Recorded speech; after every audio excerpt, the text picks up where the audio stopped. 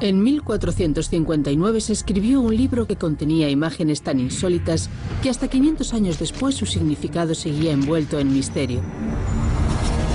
Describe artilugios imposibles de asedio medieval y máquinas de guerra, así como mecanismos extraordinarios y sangrientos duelos a muerte. No obstante, en el manuscrito faltan ciertos datos clave y al autor se lo representa misteriosamente sujetando una cadena rota. ¿Por qué llegó a escribirse el manuscrito y quién pudo haber desvelado su verdadero potencial? Este libro revela los secretos de una edad medieval mucho más desarrollada de lo que futuras generaciones pudimos jamás imaginar.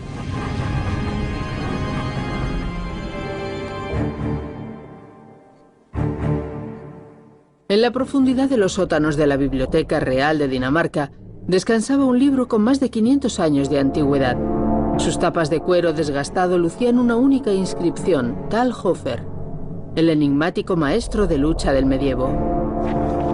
Este intrigante libro está escrito en suevo, un antiguo dialecto alemán, y contiene 300 páginas en color de imágenes y texto que ofrecen una asombrosa crónica de la vida en la Edad Media.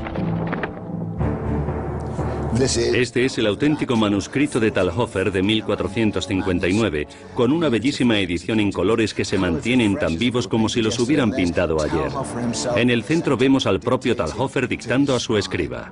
Las imágenes y textos codificados contenidos en el manuscrito son de tal envergadura que podrían hacer tambalear las creencias del mundo moderno sobre la Edad Media. ¿Eran las técnicas de combate y de guerra tan primitivas como nos imaginamos? ¿Realmente los caballeros se comportaban con la caballerosidad descrita en la época victoriana? ¿Eran tan rudimentarios como la historia nos ha hecho creer? Es un documento de inmensa importancia porque nos revela muchísimo sobre aquel misterioso mundo. Es realmente como abrir una caja de secretos. Por primera vez la Real Biblioteca de Dinamarca ha permitido la filmación del manuscrito y un equipo de expertos de todo el mundo investigarán las imágenes y los textos contenidos en su interior, ayudados de los programas de asistencia de imágenes digitales más desarrollados y recreando técnicas de lucha nada ortodoxas. Me está revolviendo el estómago. Descodificarán las enigmáticas ilustraciones del libro y construirán sus misteriosas máquinas.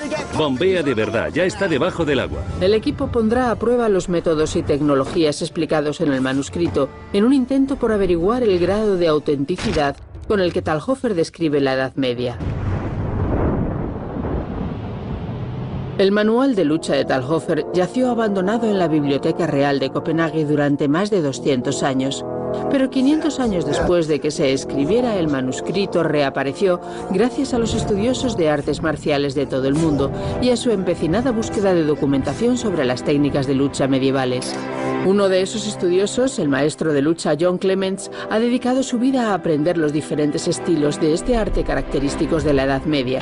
Es uno de los expertos de referencia mundial. Sabemos muy poco de Talhofer como hombre, de su vida privada, así que él mismo es un misterio en ese sentido. Pero conocemos mucho de él como maestro del arte de las armas. Era caballero y profesor o instructor en las artes de lucha de caballería.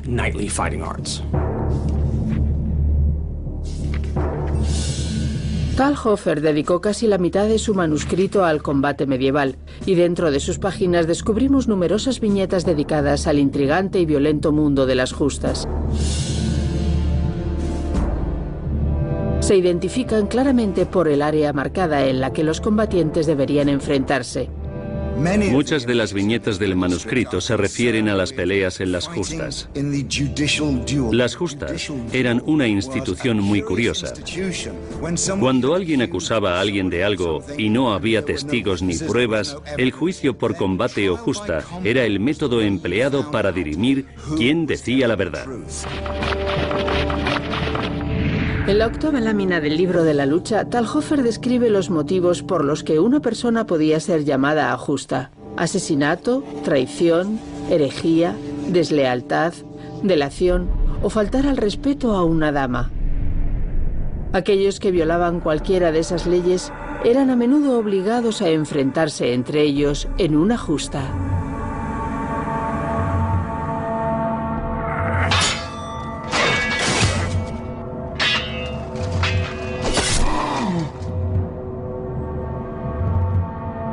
Ilustrada en el manuscrito de Talhofer, hallamos una sangrienta descripción de la población medieval encerrada en estos recintos para justas, dando violenta cuenta de sus oponentes con un letal surtido de armas, entre las que se encontraban una originalmente concebida para la defensa que había sido modificada para el ataque.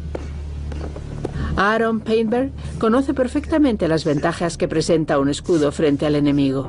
Soy agente de los SWAT en Appleton, Wisconsin. Llevo un escudo antibalas delante de mí como una de mis obligaciones. Mi escudo y este escudo tienen muchas cosas en común en cuanto a que obstaculizan la visión, tu capacidad de ver al enemigo. Si no puedes ver a tu enemigo, no puedes matarlo. Cuando se utiliza un escudo es esencial saber que habrá momentos en que tengas que renunciar a esa protección, a esa defensa para poder ver a tu contrincante. Según el manuscrito de Talhofer, este inmenso escudo con puntas o pavise tendría sus orígenes en el siglo XII, cuando los escudos aún eran aceptados como arma para los duelos entre las clases bajas no nobles. Sus afiladas puntas y los ganchos como guadañas eran utilizados con efecto devastador, según el manuscrito de Talhofer. John y Aaron van a tratar de demostrar si efectivamente estos escudos podían utilizarse como afirma el maestro. Vamos a probar estas armas, a ver cómo funcionaban, cómo se movían, a ver si las viñetas de Talhofer nos sirven para reconstruirlas físicamente y aplicar nuestros conocimientos sobre las artes de lucha que él describe.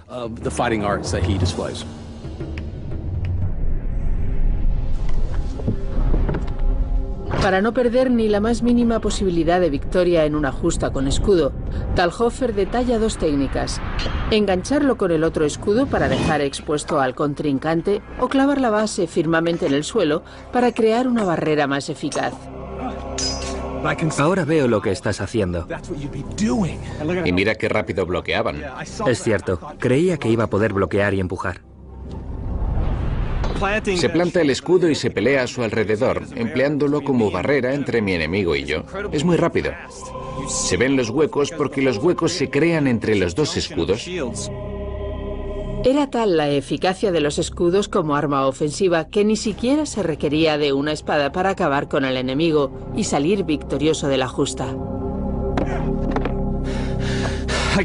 Puedo afirmar que las técnicas descritas por el manuscrito de Talhofer se aplican y funcionan. La guardia arriba y abajo, el desplazamiento, los regates, el enganche, el empuje, todo el trabajo con los pies, todos los movimientos están ahí. Es un tipo de lucha a muerte y cruel por el que ahora siento mucho más respeto. Aunque no era habitual ver luchadores peleando solo con escudos, no es una imagen extraña en cambio en el manuscrito de Talhofer. Otra serie de viñetas, relacionada también con las justas, redefine la batalla entre los sexos. Esta sensación del manuscrito incluye una batalla entre un hombre y una mujer, un tipo de duelo o disputa que tenía que librarse a vida o muerte.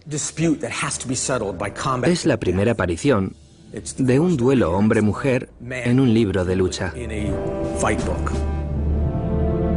Esta imagen de una mujer luchando contra un hombre dista mucho de la típica imagen de la mujer medieval, ajena por completo al violento mundo de los hombres. Las mujeres medievales tenían mucho más poder del que se les ha atribuido hasta ahora, sobre todo durante el siglo XIV. Fueron conquistando parcelas de poder hasta dirigir negocios y cosas por el estilo. En el Renacimiento fue cuando su situación empeoró y pasaron a desempeñar un papel más pasivo e inactivo. Las pruebas contenidas en el manuscrito sugieren que en algunos casos las mujeres estaban autorizadas para enfrentarse en justa con los hombres. Es una imagen realmente difícil de descifrar, porque la mujer de aquella época es una mujer muy fuerte. Prueba de ello es que eran ellas las que se quedaban a cargo de los castillos cuando sus hombres se iban a la guerra. Se da por hecho que fue así, pero pregúntense por los motivos legales que podrían justificarlo. Hombres y mujeres podían verse obligados a enfrentarse por un sinfín de motivos, relacionados con la propiedad, las herencias, las calumnias. Es un combate ritual, un asunto semirreligioso. Y sabían que solo uno de ellos podía salir vivo. Pero más intrigante aún que las justas libradas a muerte son algunas de las interpretaciones del texto, que implicarían que los contrincantes podrían ser, además, marido y mujer. Una recreación del duelo podría aclarar mucho por qué la pareja se vería obligada a discutir de tal insólita manera. Sería muy interesante reconstruir una de esas justas, a modo de experimento arqueológico viviente, para averiguar ciertas cosas sobre los factores físicos de los movimientos y las técnicas de lucha, y sobre los factores mentales y emocionales de los contrincantes. El hueco y el arma cumplían muchas funciones. Primero, compensaban las desigualdades entre contrincantes de distinto sexo y segundo, como con los escudos de justa, las armas eran consideradas dignas para los plebeyos. A ella le daban una piedra envuelta en una tela que utilizaba a modo de mayal. No era un arma masculina ni de guerra, tampoco un arma de autodefensa. Más bien se trataba de que la utilizara con intención letal, golpeándose el cráneo.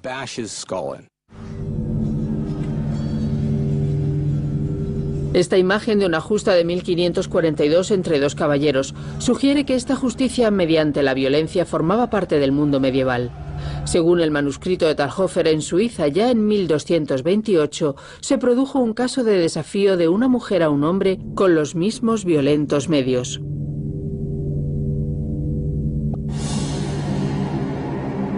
Una vez que se vestían, les cosían la ropa para que no pudieran ocultar nada que luego emplearan en la contienda.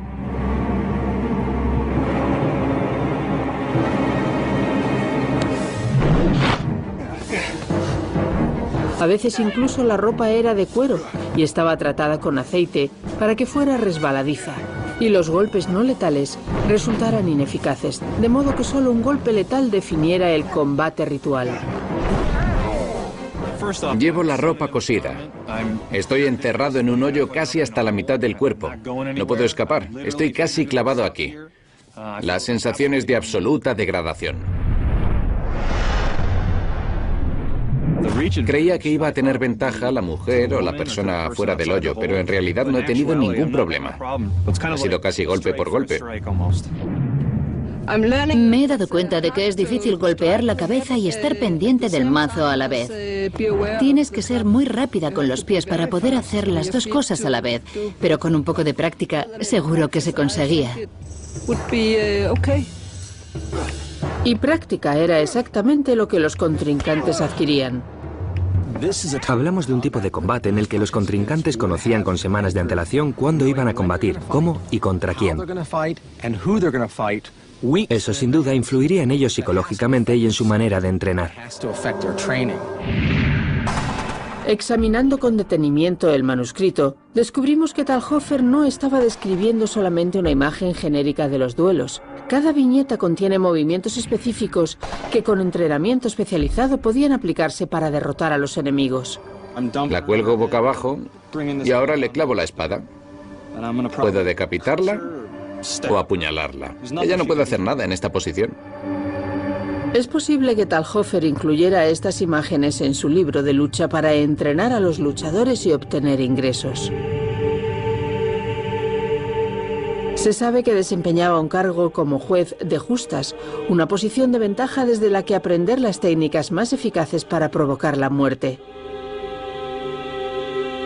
Seguramente a cambio de unos convenientes honorarios, Talhofer enseñaría estas técnicas a los luchadores que así se aseguraban la victoria a los ojos de Dios y de la ley.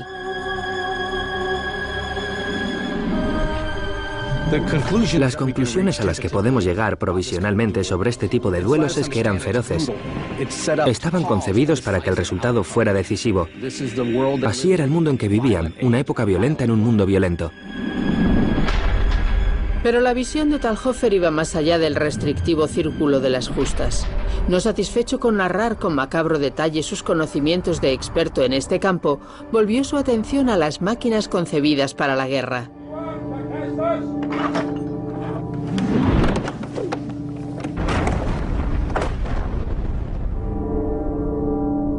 La 16ª viñeta del manuscrito de Talhofer describe una máquina de asedio empleada de forma generalizada a lo largo de todo el medievo.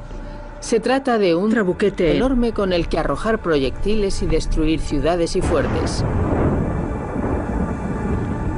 Talhofer era un maestro de la lucha, no ingeniero, de modo que ¿qué sentido tenía incluir máquinas de asedio en su manuscrito? ¿Y dónde encontró los diseños de estas máquinas de guerra? El de Talhofer no es el único libro secreto sobre la guerra que data de la era medieval en Europa. Si analizas todos los manuscritos, es obvio que hay máquinas copiadas de unos a otros.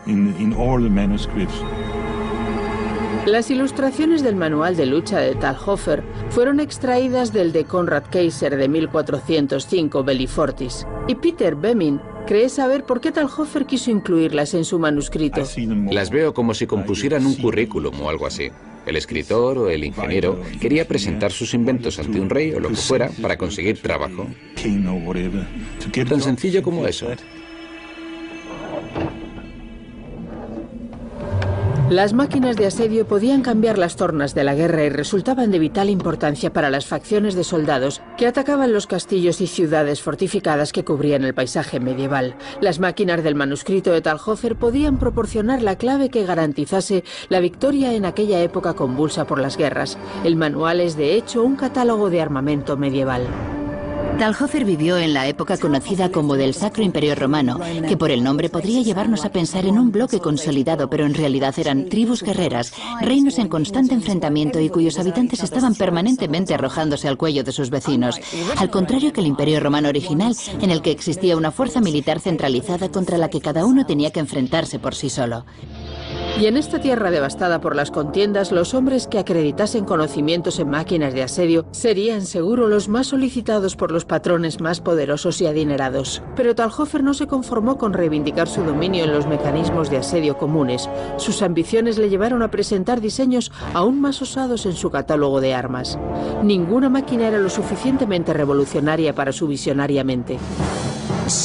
El libro contiene muchas máquinas y muy interesantes, pero este es uno de sus diseños más ambiciosos. El texto suevo, que encabeza la imagen, traducido, dice lo siguiente: deben fabricarse 2 vagones de esta forma, vistos desde abajo. Desde aquí, dentro de los vagones, los soldados combatirán al ejército enemigo con armas y lanzas. El exterior de la máquina está blindado. En 2 dimensiones la máquina es difícil de imaginar, pero una vez recreada en 3 dimensiones el misterio queda desvelado.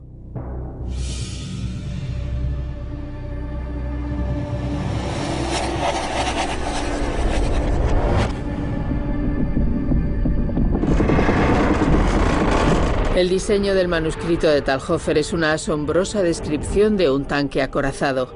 La mención del blindaje en el texto se refiere a una armadura de planchas, pero ¿cómo sería posible mover un vehículo con protecciones tan pesadas?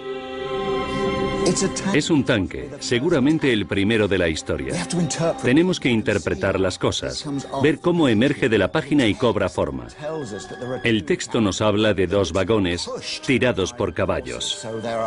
Parece que se ataba a unos caballos. Así lo movían.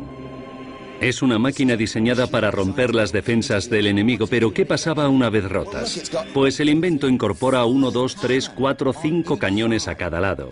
Estamos en 1459, o sea que la pólvora ya existía. Los cañones están diseñados con tanto detalle que se puede ver el oído de cada uno de ellos.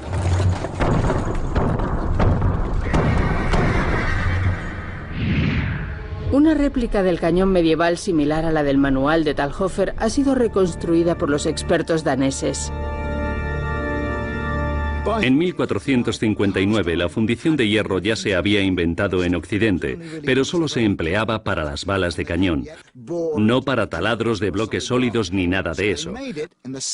Así que lo hacían de la misma manera que hacían los cubos y los barriles, con listones de madera, colocados uno junto a otro y sujetos con cuerdas o anillos como en un barril, porque lo fabricaban como los barriles.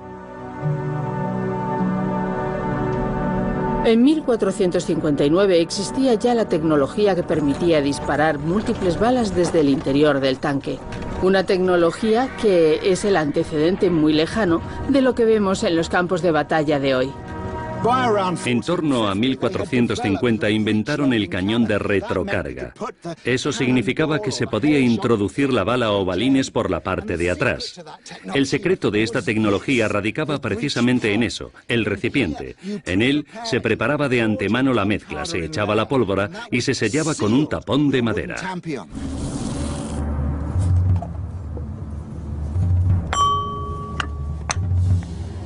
La tecnología de retrocarga permitía a los soldados de artillería disparar 2 o 3 ráfagas por minuto, pero ¿cuál era el verdadero alcance de los daños producidos por estos cañones?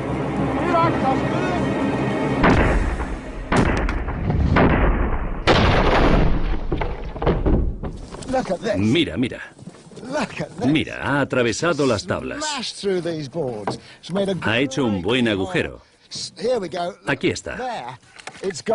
Miren, ha atravesado la madera como un mosquete. Lo ha atravesado como una pantalla de papel. Es decir, que el tanque tenía que estar acorazado, porque si estaba concebido para abrir una brecha en las líneas enemigas, con los caballos por detrás y la cuña por delante, tenían que estar acorazados porque seguro que el enemigo también tenía cañones como estos.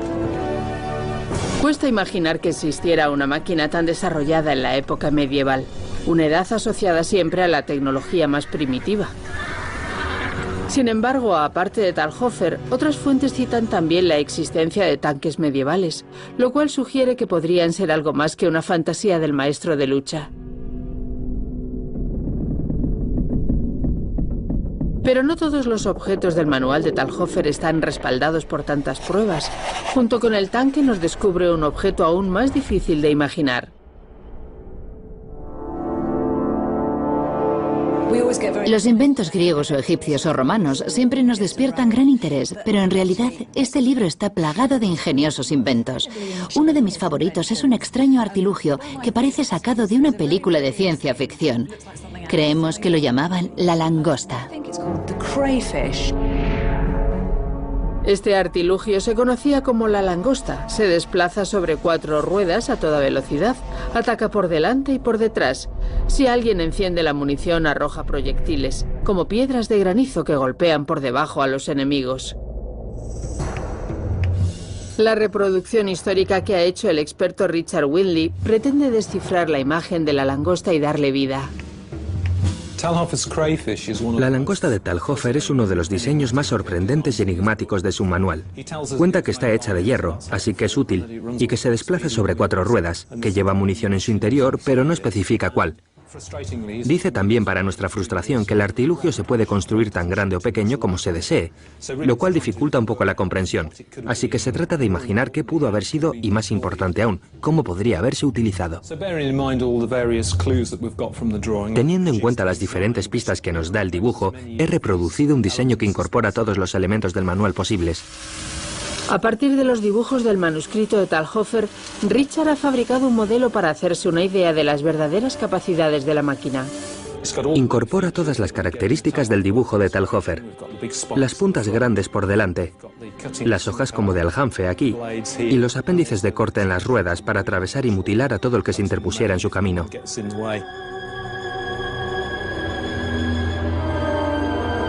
Richard ha demostrado que la langosta posee un diseño viable. Pero esto no responde al por qué o en qué ocasiones podría haberse utilizado.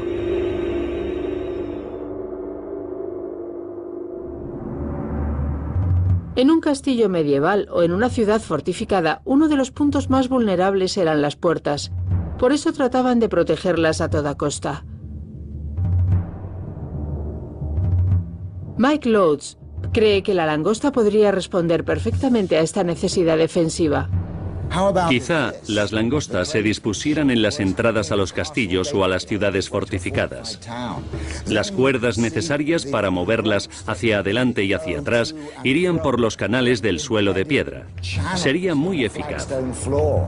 Unos hombres accionarían los tornos que les imprimirían movimiento de un lado a otro. Si hubiera, pongamos, 4, 5 o 6 langostas de un lado a otro, nadie podría atravesar la zona a caballo. ¿Quién iba a atreverse a hacerlo? El osado podría sufrir lesiones en los tobillos, y no solo eso, porque el texto también indica que las langostas disponían de dispositivos que lanzaban proyectiles.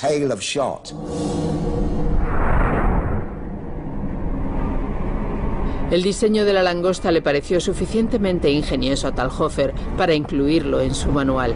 Gracias al trabajo realizado por todo el equipo de investigación, hoy podemos ver en un gráfico realizado por ordenador el aspecto real que el aparato tendría y su modo de funcionamiento en defensa de las fortalezas.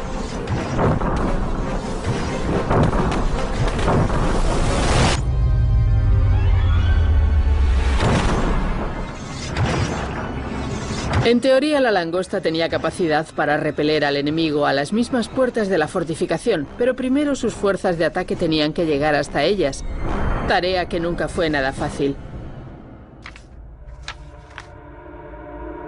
Talhofer parece contar con la herramienta adecuada para este objetivo, pero la pregunta es, ¿funcionaría?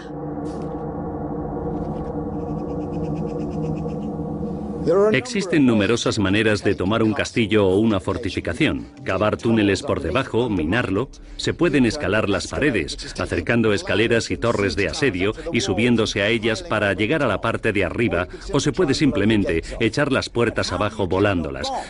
Pero ¿cómo se llega con la bomba hasta la puerta? Bueno, una forma consiste en que un hombre como Jamie, en este caso, protegido con su armadura, la lleve hasta la puerta, pero una vez allí habría arqueros disparando desde arriba. La potencia de un arco de guerra accionado a corta distancia contra la armadura de un caballero podía ser letal si penetraba por ciertos lugares. Si el arquero poseía la maestría suficiente, sabría encontrar las uniones de las partes de hierro y matar al hombre en su interior. Arriesgar así la vida de los caballeros constituiría una forma muy costosa de volar las puertas de una ciudad, pero el manual de Talhofer parece ofrecer la solución. La descripción en el encabezado de estas enigmáticas imágenes aporta alguna información. Como se aprecia, se dirigen a la fortaleza con la cesta por encima y avanzando. No deben salir de la protección de la cesta. Gracias al trabajo de Talhofer, sabemos, por ejemplo, que por entonces ya se habían construido cosas como los trabucos, es decir, que habla de artilugios viables y que funcionan. Pero cuando nos encontramos con artilugios como estos, tan raros, lo primero que te preguntas es si funcionarían. Y por supuesto, el único modo de comprobarlo es reconstruirlos con las pistas que da el libro y disparar contra ellos para probarlos. Y este es el aspecto que el equipo piensa que tendría el utensilio de asedio medieval. Hemos imaginado los materiales. Hay quienes piensan que sería de hierro fundido como las campanas, otros que sería como una coraza de placas, pero a mí esos me parecen muy pesados. Un material empleado en tiempos medievales podría haber proporcionado la fuerza del hierro sin tanto peso. Este cuero tratado es duro. Era de lo que se hacían las armaduras en la Edad Media.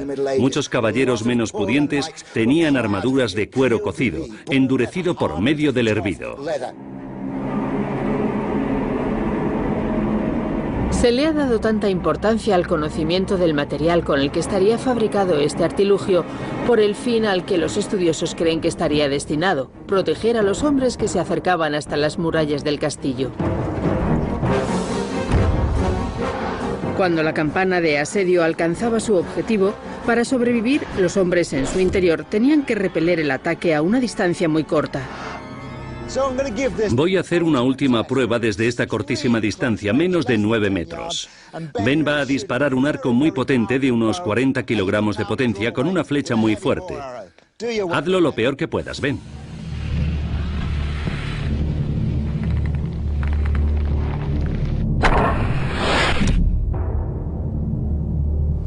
Creía que lo atravesaría, pero no lo ha hecho. Lo ha pinchado, sí, pero no lo ha atravesado. Seguramente alguno de los hombres que fueran dentro estaría herido, pero en absoluto muerto. Tiene un poder de bloqueo increíble. Creo que si aumentáramos el doble su espesor, tendríamos una herramienta con auténtica capacidad defensiva.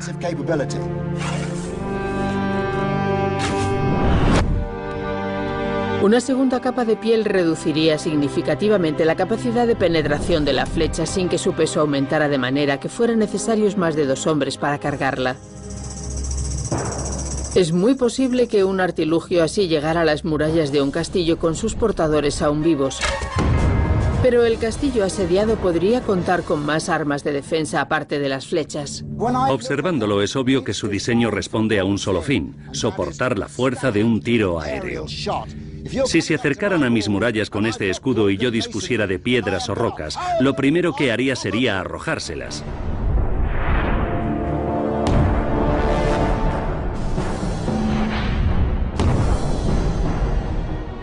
Gracias a la resistente estructura y a la conveniente forma de bóveda apuntada en el centro, mantendría a salvo las cabezas de los ocupantes.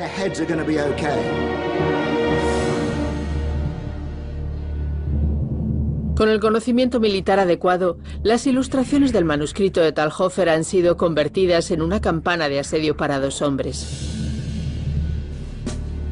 Pero es la armadura del caballero medieval la que lleva la protección de los soldados un paso más allá, permitiendo a sus portadores mucha más libertad de movimientos.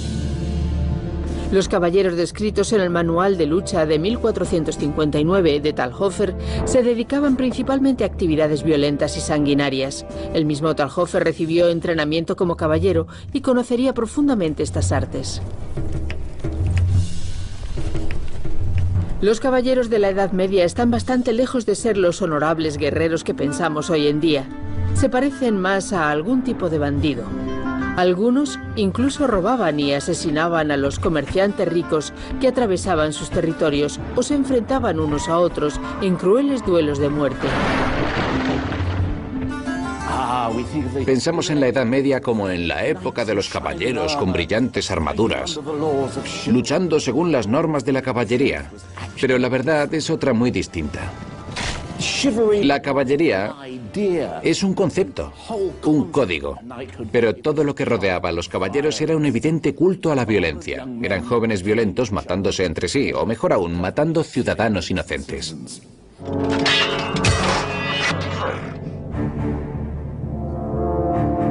Dada la cantidad de viñetas del manuscrito de Talhofer que están dedicadas a los caballeros, parece obvio que el maestro de lucha estaba considerando este público para venderle sus servicios, en particular a los más adinerados, ya que las armaduras eran caras. El término empleado para designar las armaduras en la Edad Media era arnés, y si nos fijamos veremos que eran así, como arneses. Están compuestas de varias partes que van unidas unas a otras como un traje a medida.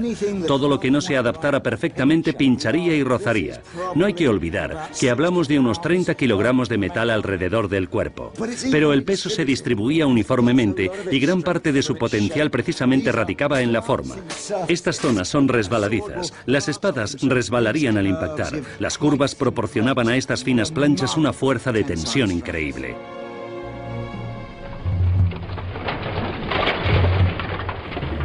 Para que fuesen realmente eficaces, las armaduras debían permitir una libertad de movimientos capaz de competir con la ligereza y flexibilidad de un contrincante menos acorazado en la batalla. Y no obstaculizar al caballero a la hora de encaramarse o montar rápidamente en un corcel.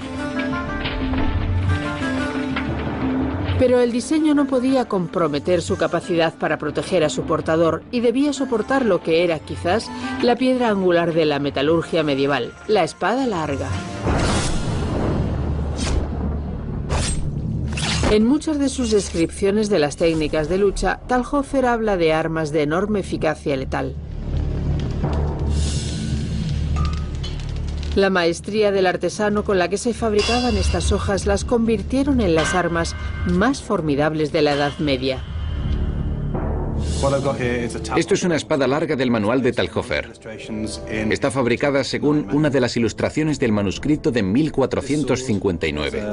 Esta espada tiene el punto de equilibrio a 5 centímetros por delante de la guardia, lo que significa que la hoja puede rotar fácilmente tomando ese punto como eje. El tratamiento de calor de la hoja de la espada larga medieval era increíblemente sofisticado. Fabricaban hojas perfectamente afiladas que además mantenían la flexibilidad necesaria para su uso. Es sorprendente, un arte realmente evolucionado.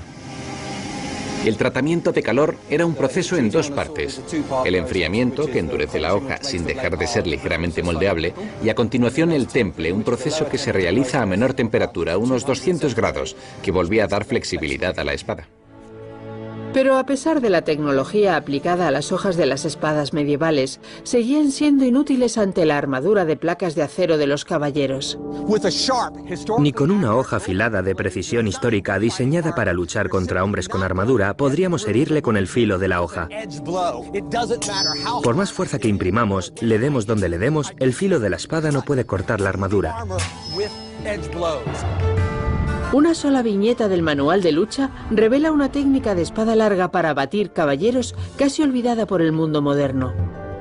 Un hombre sin armadura podría verse obligado a enfrentarse a un contrincante que sí la tuviera debido a las normas establecidas en las justas, o en el campo de batalla o en extramuros de la ciudad, mientras tratase de escapar de los caballeros ladrones.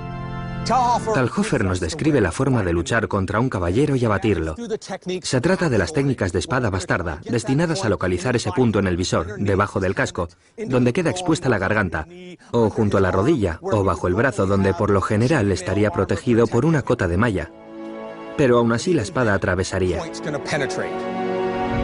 Esta técnica de espada bastarda podía incluso utilizarse contra enemigos sin armadura y radicaba en el hecho de que algunas hojas medievales no estaban afiladas en toda su longitud y podían bloquearse empleando determinadas técnicas de lucha. Una de ellas hacía completamente inservible la armadura del contrincante. La característica más interesante de esta espada es que no solo la hoja se puede emplear con fines ofensivos, también la guardia y la empuñadura, que están afiladas. Si se deseaba, se podían utilizar como un elemento activo más del arma. Talhofer demuestra que, aparte de este punto, también se podía utilizar la empuñadura muy eficazmente. Se podía golpear en la cabeza con el pomo hasta la muerte. Golpear con la empuñadura de esta manera surte el mismo efecto que machacar con un martillo de guerra. Puede parecer poco letal, pero la maza y el peso ejercen muchísima fuerza y dejan a la víctima completamente inconsciente.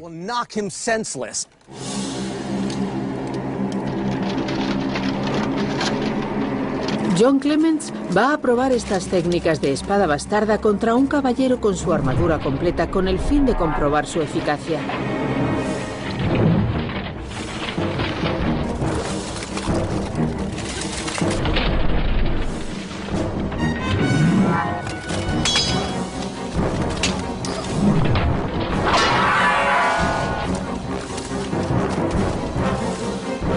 Embutido en esto, soy tan peligroso y potencialmente letal que no tiene mucho sentido que trate de replegarme.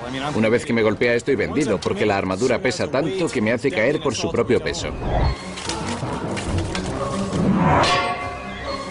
Luchar sin armadura contra un caballero armado tal y como Talhofer describe en su viñeta te hace sentir obviamente más ágil y rápido. Pero no hay mucha más diferencia. Él tampoco era tan lento como para que yo tuviera ventaja por no ir con armadura. Veía los huecos pero no podía alcanzarlos porque él ocupaba todo mi espacio. Lo que sí he podido hacer ha sido golpearlo fuerte con la empuñadura. Sabíamos que estas técnicas existían y hemos querido probarlas. Comprobar que el golpe con el pomo abolla la armadura y deja desorientado efectivamente al contrincante por efecto del golpe ha sido muy instructivo.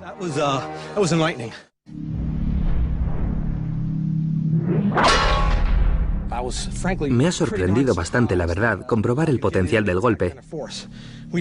Ver que me permitía dejarlo tocado.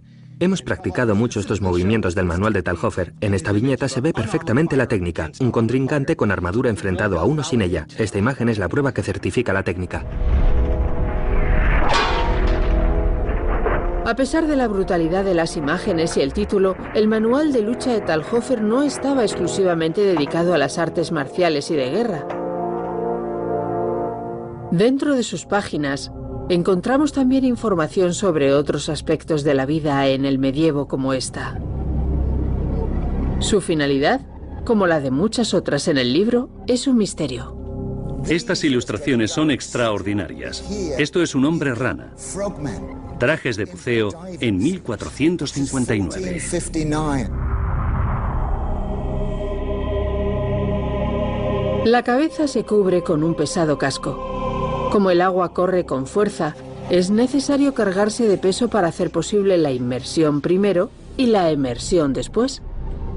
Talhofer nos da mucha información en el manuscrito, cuenta muchas cosas, pero también hay datos esenciales que no proporciona, y este es un buen ejemplo de ello.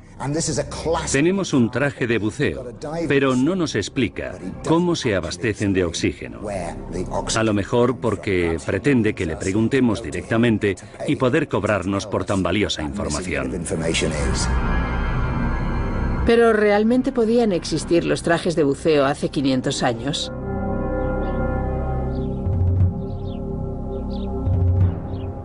En el Centro de Estudios Medievales de Dinamarca, los historiadores han fabricado un traje de buceo a partir de las imágenes de otro libro del siglo XV. ¿Pero funcionaba de verdad esta tecnología? Este casco es ligeramente distinto al que se muestra en el manuscrito de Talhofer. Lo que vemos dibujado aquí es lo que se dio en llamar casco boca de rana, muy apropiado para un hombre rana. Era el casco que se utilizaba para las justas.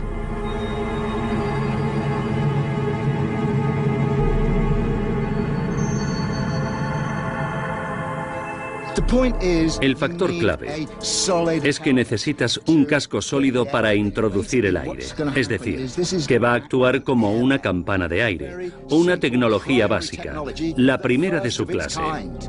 Me alegro de no tener que ser yo el que lo pruebe.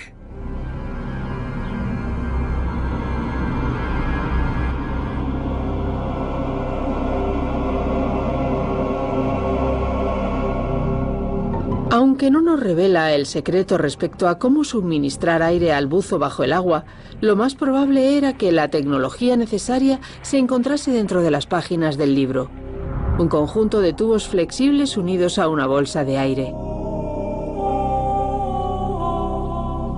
Los ingenieros expertos en historia que se propusieron reproducir el invento descubrieron que no era tan sencillo como parecía.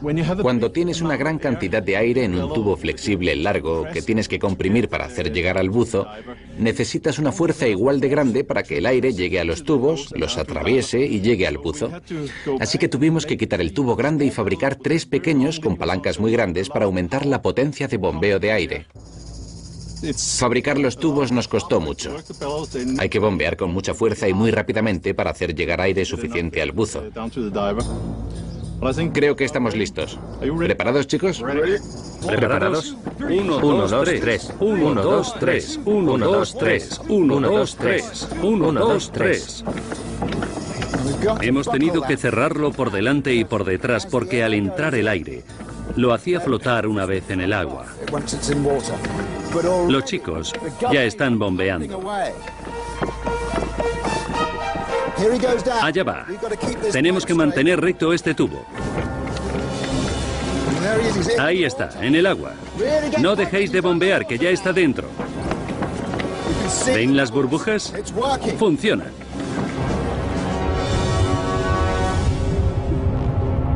Es fantástico. Tengan en cuenta que hablamos de una tecnología que surgiría en torno al año 1400 y que funciona. Tenemos a un buzo en el agua y está respirando. Respira por esta tubería y gracias al bombeo de aire por los tubos. Increíble. La prueba que han visto ha durado 10 minutos. Pero en tiempos medievales, un buzo podría estar en el agua mientras hubiera hombres disponibles para bombear aire. Esta es la tecnología que puso al hombre en la luna. La idea de que los dispositivos mecánicos pueden compensar nuestras limitaciones biológicas. Buen trabajo, ¿qué tal todo? Bien, bien. No estás ni mojado. El agua ha llegado hasta aquí. No, ningún problema con eso. Tienes la cara seca, increíble. El traje de buzo es uno de los grandes avances del mundo medieval, y la versión descrita en el manuscrito de Talhofer parece ir un paso más allá que el traje puesto a prueba por el equipo de Dinamarca. Su diseño se aproxima más al de los sistemas de aire estancos que hoy utilizamos y presenta más facilidad de maniobra y mejores prestaciones, con un diseño para que el aire saliera por las mangas y no por el casco. Talhofer no cuenta para qué se emplearon los trajes de buzo y seguramente ese, junto con todo el resto de datos que el maestro de lucha omite, constituyan la respuesta al por qué aparece él sujetando una cadena rota. Podría ser que Talhofer, con los secretos que guardaba, fuera el eslabón que le faltaba a la cadena del manuscrito de 1459 para estar completo. Lo que sí sabemos es que esta obra nos abre una ventana hacia un mundo violento y complejo cuya auténtica realidad solo hemos empezado a comprender.